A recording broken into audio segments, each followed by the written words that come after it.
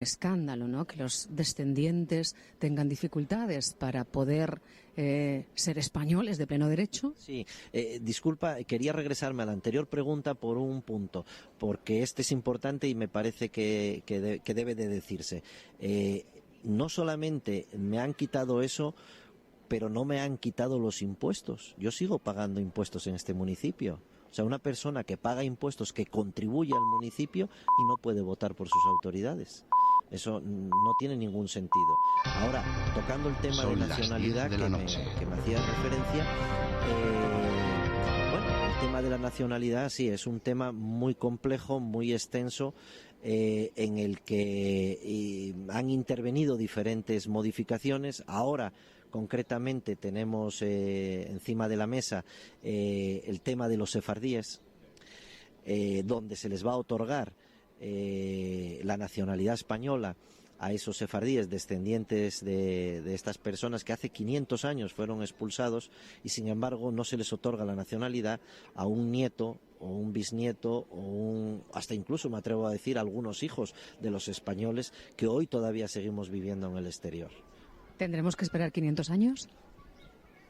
Sería muy doloroso, ¿no?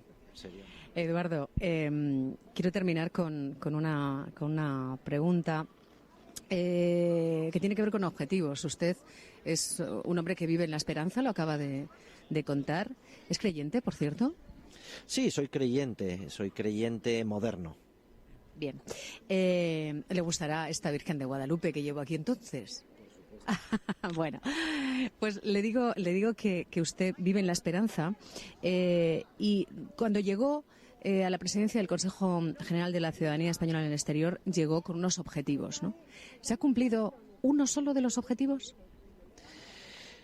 Bueno, desde que estoy en el Consejo se han cumplido algunos objetivos. Desde que soy presidente no se han cumplido los objetivos que yo he perseguido. Bueno, que yo al final de cuentas represento, porque quienes lo persiguen son todos los consejeros. Hemos tenido avances, hemos tenido acercamientos, pero no ha habido ese objetivo tangible que podamos tocar y... No sé si sean las circunstancias políticas del país, estamos viviendo, prácticamente yo entré con la crisis general, donde entraron todos los recortes presupuestarios y hay muchas cosas que todo se mueve con esos presupuestos y con esas... pero filosóficamente hablando... nosotros esas reivindicaciones nuestras no las vemos reflejadas en estos últimos años. Seguimos batallando con lo mismo, con el cambio de la LOREC. Queremos una ley de nacionalidad, no unos artículos dentro del Código Civil como están ahora la nacionalidad. Aunque el Código Civil finalmente es ley también, pero de alguna manera la ley de nacionalidad la quisiéramos precisamente dentro de ese organismo que son leyes orgánicas, ¿no? La ley de nacionalidad. Creo que nos da mucha más seguridad y muchas más posibilidades de no hacer tanto parche y tanta modificación al articulado que tiene el Código Civil. Finalmente creo que estamos tratando de sensibilizar al político, pero como no vemos resultados tangibles, quizás a lo mejor nos tengamos que plantear otras cosas como la reivindicación que últimamente estamos teniendo de la representación parlamentaria por los propios emigrantes. Esto nace de ahí, de que no nos vemos representados dentro del Parlamento. Al no vernos representados estaremos quizás pensando en hacer nuestros propios movimientos, ¿no? Hoy en día tenemos más de 2.300.000 españoles en el exterior. Hablo del PERE, no hablo del CERA. El CERA son poco más de 2 millones. Y yo creo que ya podríamos ser una provincia más en el exterior y deberíamos de tener nuestros propios representantes. Pues ojalá sea así. Qué a gusto se está aquí en esta esquina del Paseo Begoña, ¿no? Un rincón emblemático aquí donde el Dindurra disfrutando del sol, de la gente tranquilísimo, Gijón, ¿eh? Qué gusto. Sí, me encanta. Yo aquí pues te vienen a la cabeza todo tipo de recuerdos, Precisamente es uno de los cafés que pasaba delante de él para desplazarme a colegios y academias a las cuales asistí. Aquí encima de este café venía cuando era niño a un grupo de alta montaña, se llamaba Torre Cerredo, ahora ya no está. Emblemático de Gijón. Emblemático de Gijón. Yo fui uno de los socios pequeños, porque entré desde niño y hasta prácticamente que me fui socio y nos íbamos a la montaña y a las excursiones y a la nieve y todo esto. Pues siga disfrutando de su Gijón, de este día fantástico que hemos preparado para usted. Este sol ahí, esos cielos en pleno mes de abril no son tan habituales, ¿no? Aunque también hay algún mito sobre la climatología en el norte. Esto ha cambiado, ¿no? Estas variables de la climatología a nivel mundial, pues parece que también nos ha tocado a nosotros. Y sí, son días... Bueno, yo llegué el día de ayer a Gijón con un diluvio prácticamente en el aeropuerto de Santiago del Monte. Caía una verdadera tromba de agua y dije, bueno, pues llegué a Gijón, llegué a Asturias, llegué a casa. Pero hablé con un amigo, con el director de la región internacional, Marcelo Carbone, y le dije, oye, Marcelo, por favor, para mañana la entrevista cámbiame el clima, y me ha cumplido, la verdad. Muchísimas gracias, Eduardo. Ha sido un placer y siga usted esperanzado, ¿no? Porque creo que no hay otra manera de vivir si no es con la esperanza y con la ilusión. Muchas gracias. Gracias a vosotros, a los medios que os preocupáis por darnos un poco de visibilidad, de voz. Y nada más, pues eso, muchísimas gracias, y cuando vayáis a México sabéis dónde tenéis un amigo más y una casa más. Por cierto, ¿le gusta la música a usted? Sí, la música me gusta. El rock, el folk, la música clásica, ¿qué es lo suyo? Bueno, a mí yo soy más de la época del rock, obviamente. Ahora, precisamente a finales de mayo en Madrid, creo que viene Bruce Springsteen, que es uno de los que yo siempre me he retroalimentado con él. 2 veces en Gijón, además, ¿eh? ¿Lo vio usted? No tuve la oportunidad, no, ojalá. Creo que también estuvo aquí en Gijón Paul McCartney en alguna ocasión, que tampoco estuve yo en ese, pero es mi parte de la juventud, está ahí, está en esos grupos rockeros. Soy del año 56, así que las épocas coinciden con eso, con el rock. Pues con la música de Bruce Springsteen le despedimos. Muchas gracias, Eduardo. Hasta siempre. Pues muchísimas gracias a vosotros. Hasta luego.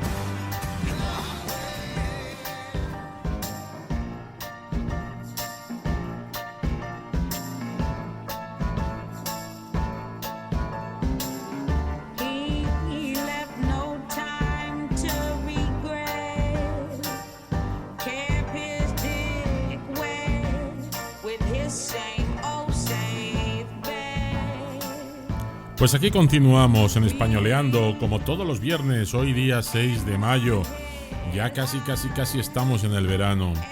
Queríamos empezar a saludar a alguno de nuestros tertulianos que nos acompañan, después de haber escuchado esta entrevista que hizo la señorita Iglesias a nuestro consejero, presidente del Consejo General de la Ciudadanía Exterior, de la Ciudadanía Española en el Exterior, Eduardo Dizi. Creo que ha sido muy interesante. Desde aquí le mandamos un gran saludo, un afectuoso abrazo a La Razón Internacional, periódico que se encarga de informar a toda la colonia española residente en el mundo. Bueno, pues continuando con nuestro programa, nos acompaña, que está ahí, Santi. Santi, otra vez buenas noches, ¿cómo estás? Bien, bien. ¿Qué tal? Buenas noches otra vez a todos. Bueno, nos acompaña Marisol, que está Marisol Arenillas. La otra semana habló un poquito de moda, ahora vamos a hablar también de una asesoría de moda. Y buenas noches, Marisol, ¿nos oyes?